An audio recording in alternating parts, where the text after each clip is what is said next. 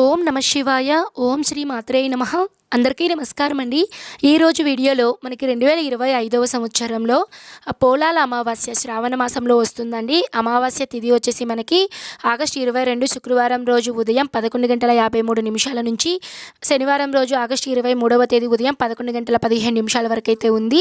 అయితే అమావాస్య తిథి అనేది ఎప్పుడు ఉంటుందో అప్పుడు ఈ పూజ అనేది చేసుకోవాలండి. ముఖ్యంగా మనకి ఉదయం అనేది ఈ అమ్మవారి పూజలు అనేవి చేసుకుంటాం కాబట్టి అమావాస్య తిథి అనేది మనకి ఉదయం అమావాస్య ఆగస్టు 23వ తేదీ అయితే ఉంది కాబట్టి శనివారం రోజైతే అమ్మవారి పూజ అనేది చేసుకోవచ్చండి.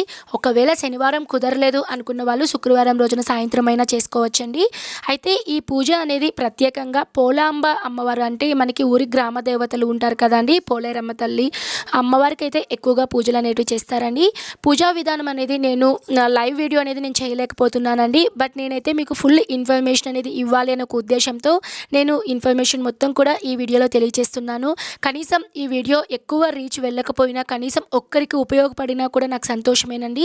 ఇన్ఫర్మేషన్ అనేది క్లియర్గా నేను తెలుసుకొని మరి మీ అందరికీ అందిస్తున్నాను. తప్పకుండా ఉపయోగపడితే వీడియోని లైక్ చేయండి. ముందుగా అయితే పోలాల అమావాస్య రోజున మీరు పూజ అయితే ఎక్కడ చేస్తారో ఆ ప్రాంతం అంతా కూడా శుభ్రం చేసుకొని ఇంటిని వాకిలిని కూడా శుభ్రం చేసుకుంటారండి. బయట రంగవల్లికలతో ముగ్గులు అనేవి వేసుకోవాలి. పూజ ఎక్కడ చేస్తారో అక్కడ మీరు ఆ ప్రాంతంలో క్లీన్గా తుడుచుకొని మీరు వరిపిండితో ముగ్గు అనేది వేసుకొని కంద మొక్కలను అయితే ప్రత్యేకంగా తెచ్చుకోవాలండి. పోలాంబ వ్రతంలో ముఖ్యంగా ఒక కంద మొక్క కానివ్వండి లేదా 2 కంద మొక్కలు అంటే తల్లి బిడ్డ లాగా అనుకొని 2 కంద మొక్కలను కూడా పెట్టుకుంటూ ఉంటారండి. చాలామందికి కంద మొక్క అనేది దొరకదండి. అలాంటప్పుడు కంద గడ్డ ఉన్నా కూడా కుదిరితే మీరు పూజలు అనేది పెట్టుకోండి. అయితే మీరు ఆ కంద మొక్క కానీ ఆ తెచ్చుకున్నటువంటి కంద గడ్డకి మీరు చక్కగా పసుపు అనేటివి పూసి కుంకుమ అనేది పెట్టుకొని పసుపు కొమ్ము అనేది మీరు ఆ చెట్టుకైతే కట్టుకోండి. 4 తోరాలను అయితే సిద్ధం చేసుకోవాలండి. మనకి ఈ కథ ప్రకారం అయితే మనకి 4 తోరాలు అయితే సిద్ధం చేసుకోవాలి. ఆనవాయితీ ప్రకారం కొంతమంది 4 తోరాలు అయితే ఉండవండి, 2 తోరాలు అనేటివి కట్టుకుంటూ ఉంటారు. మీరు ఈ తోరములు కూడా ఆ కంద మొక్క అంటే సాక్షాత్తు అమ్మవారిగా భావించి అమ్మ దగ్గర అయితే మీరు పెట్టుకోవాలండి. ముందుగా వినాయకుడికి పూజ అనేది చేసుకోవాలి.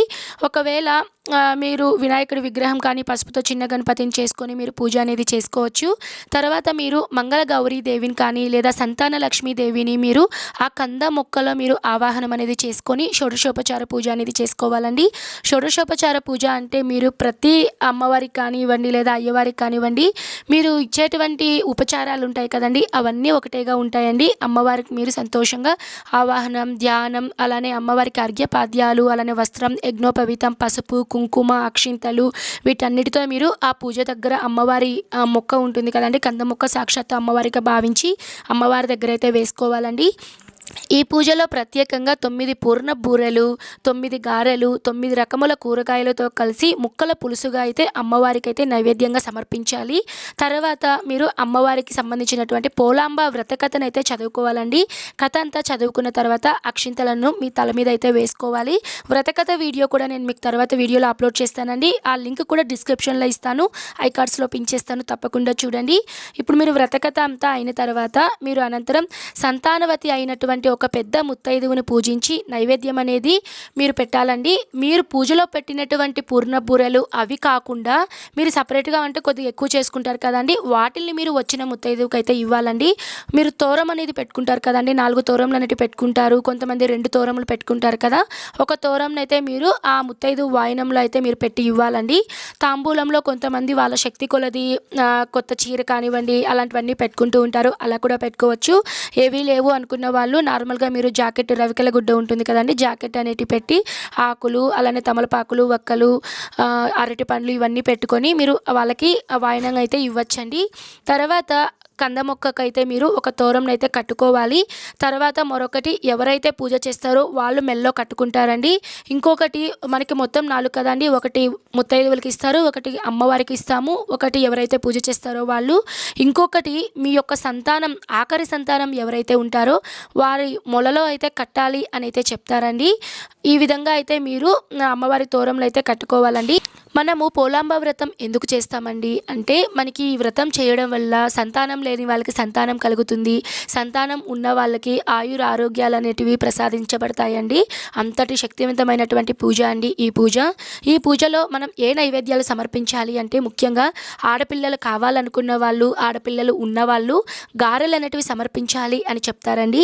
మగపిల్లలు కావాలనుకున్న వాళ్ళు, మగపిల్లలు ఉన్నవాళ్ళు అమ్మవారికి పూర్ణపు బూరెలు ఉంటాయి కదండి, వాటిని సమర్పించాలి అని చెప్తారు. ఎందుకండి ప్రత్యేకంగా పూర్ణ బూరెలు చిహ్నంగా అంటే అమ్మవారికి నివేదింగా పెడతాము అంటే పూర్ణపు బూరె పూర్ణ గర్భానికి చిహ్నమట అండి. అందుకని పూర్ణం గర్భస్థ శిశువుకు చిహ్నం. స్త్రీకి మాతృత్వం కూడా అంత మధురమైనది కనుక పూర్ణపు బూరెలు వాయనంగా ఇవ్వాలి అనే ఒక నియమాన్ని అయితే విధించారు. గోదావరి జిల్లాల్లో కొందరు పనస ఆకులలో బుట్టలనేటివి కుట్టి ఇడ్లీ పిండిని అందులో నింపి ఆవిరి మీద ఉడికించి అమ్మవారికి నైవేద్యంగా కూడా పెడతారండి. వీటిని పొట్టిక్క బుట్టలు అని కూడా పిలుస్తూ ఉంటారండి. ఈ విధంగా అయితే పూజ చేసుకోవాలండి.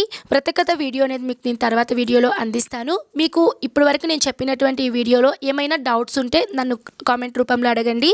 నాకు తెలిసినవి తెలియనటివి కూడా తెలుసుకొని మరి మీ అందరికీ తెలియజేసే ప్రయత్నం అయితే చేస్తాను. ఓకే అండి, ఈ వీడియో కనుక ఉపయోగపడే తప్పకుండా లైక్ చేయండి. నేను వ్రతకథ వీడియోతో మరో వీడియోతో మీ ముందైతే ఉంటాను. సర్వే జనః సుఖినో భవంతు. స్వస్తి.